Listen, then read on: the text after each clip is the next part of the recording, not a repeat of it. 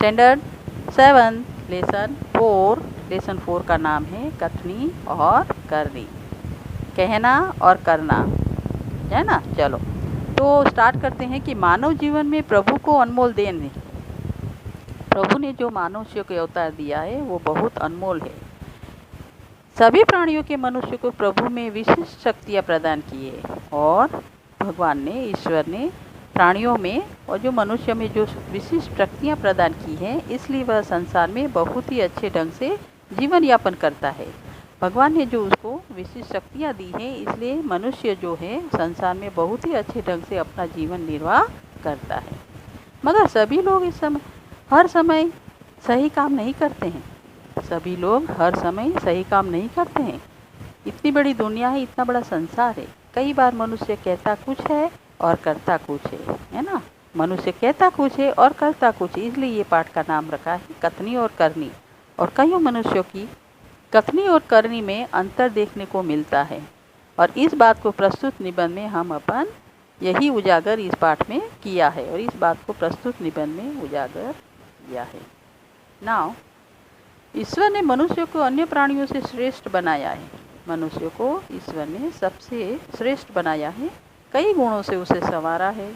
उसको संवारा है मतलब उसको सजाया है ना। इसका उसे अभिमान भी होता है, परंतु स्वयं को गुणों की खान समझने वाला व्यक्ति कई बार ऐसी कार्य करता है। मनुष्य इतना गुणवान होते हुए भी कहीं ऐसे काम करता है जिन्हें वह गलत बताता है। कथनी और करनी में अंतर के ऐसे कई उदाहरण रोज देखने को मिलते हैं और ऐसे कथनी और करनी में ऐसे उदाहरण रोज हमें देखने को मिलते हैं। बस्ती के बीच सरकार ने पार्क बनाने की जगह छोड़ रखी थी। जहाँ पे बस्ती थी, लोग बाग रहते थे, वहाँ पे पार्क यानी बगीचा बनाने की जगह छोड़ रखी थी। बरसात के मौसम में मोहल्ले के एक सज्जन को उसमें फूलों के पौधे लगाने की सूझी। तो बरसात का मौसम था, तो मोहल्ले में एक जो सज्जन व्यक्ति था, उसको क्या लगाने की सूझी, चलो पौधा लगा देते हैं। तो उसने एक पौधा लगाया। बात अच्छी थी, वे कहाँ से पौधा लाए, कतार से उन्हें रोपा। कतार यानी पंक्तियों में, लाइन में उसे रोपा, मतलब उसको वहाँ पे उसने उगाया वो पौधे को। फिर उसकी देखभाल की, पौधे बड़े हो गए। कुछ दिन बाद फूल खिलने लगे, पार्क अच्छा लगने लगा। मोहल्ले के लोग सुबह शाम पार्क में टहलने लगे और मोहल्ले में क्या हुआ, पार्क में टहलने लगे। जो लोग बाग थे वो वहाँ पे आते जाते रहे। वो पार्क में फूल सबको अच्छे लगते हैं। पार्क में लोगों के आने जाने से उन्हें यह लगा कि लोग इन फूलों को तोड़कर ले जाएंगे। तो पार्क में जो लोग आते जाते थे तो उनको यूँ लगा कि भाई ये फूल को तोड़ के ले ना जाए, इसलिए उन्होंने एक तख्ती के ऊपर यह लिखकर टांग दिया कि फूल तोड़ना मना है। अब जिसने फूल लगाए थे, अब उसको ऐसा लगा कि भाई इधर तो सब लोग आने लगे हैं, कहीं फूल तोड़ के चले ना जाए। तो उसने एक चिट्ठी लगाई, देखो, और चिट्ठी लगाई और वहाँ पे लिख दिया कि फूल तोड़ना मना है। आते जाते सब उसको पढ़ते, कोई भी फूलों को नहीं तोड़ता। पर मज़े की बात यह सामने आई जब लोगों ने तख्ती लगाने वाले सज्जन को बड़े सवेरे जल्दी फूल तोड़ते देखा।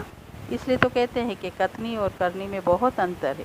अब जिसने ये चीट लगाई थी गार्डन में, बगीचे में, कि यहाँ पे फूल तोड़ना मना है, अब वही सज्जन सुबह जल्दी उठकर फूल तोड़ने लगा और लोगों ने उसको देखा।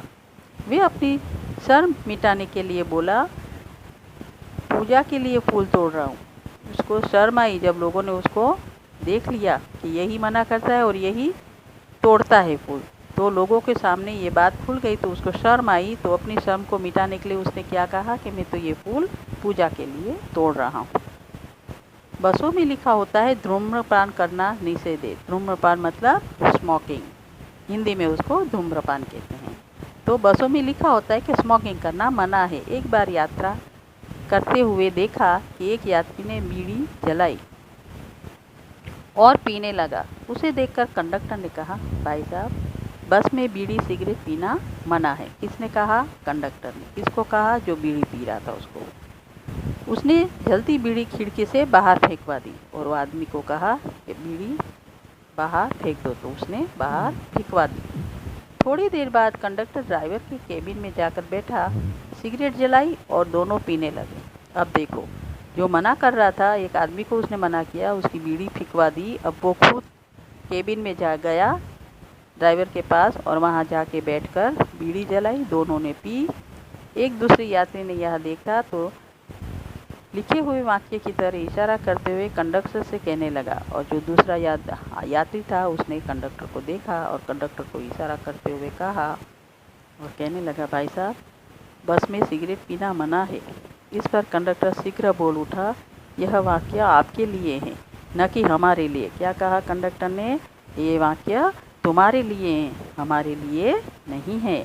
एक व्यक्ति दुकान पर गया, स्कूटर दुकान के सामने खड़ा कर ही रहा था कि दुकानदार बोला, आप अपना स्कूटर वहाँ सामने वाहन रखने के स्थान पर खड़ा करके आए। सज्जन ने कहा, मुझे ज़्यादा समय तक थोड़े ही रुकना है, मैं तो सामान लेकर अभी चला जाऊँगा। एक दुकानदार के पास एक व्यक्ति गया और उसने स्कूटर उसकी दुकान के सामने खड़ा किया। तो दुकानदार ने कहा कि आप अपना स्कूटर वाहन मेरी दुकान के सामने क्यों खड़ा किया है? तो सज्जन ने कहा, मैं ज़्यादा देर तक नहीं रुकने वाला हूँ, मैं थोड़ी देर चीज़ें लेके यहाँ से निकलने वाला हूँ, मैं तो सामान लेकर अभी चला जाऊँगा।